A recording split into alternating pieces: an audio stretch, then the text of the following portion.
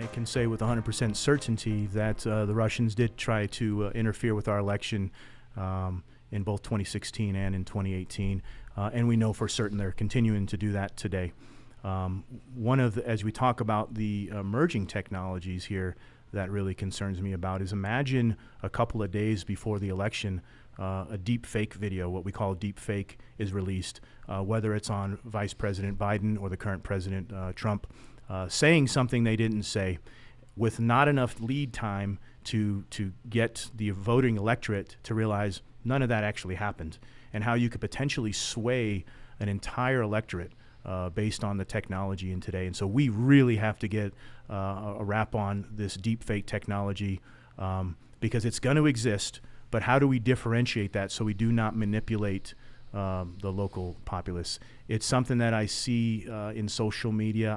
I am blown away at what people believe and see on there without verifying sources. And some of that I blame on the individual. Some of that I blame on, quite frankly, the media for continuing to work hard to get the story out quickly instead of getting it out accurately. But I always point to personal responsibility, and the individual really has to read up on what's going on and do their best. That's getting harder and harder.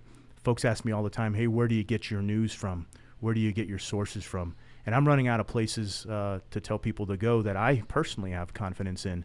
And so it does concern me. And we know that the Russians continue to do that, whether they create fake social media accounts and they decide we're going to really go after a certain population, pick your story, whether it's gun rights. There's certainly a sector that's for it, and there's others that would prefer to have more restrictions on it. You get them all riled up and backing a certain politician, and it can sway it in either way. And so we know that for certain they weren't able to get in and change the votes. But if you can change what's in their mental capacity and their opinion, you don't have to go in and change the actual vote, because my heart is set on voting for someone else because I've been changed through a lot of fake news and deception. Well, that's right. And how do we hold the Russians or any of these other actors accountable?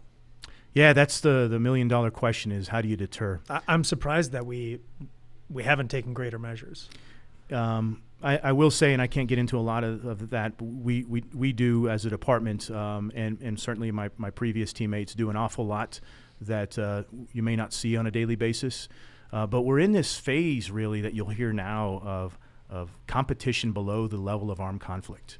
And what does that mean? You know, there's certain things that we don't have international norms on.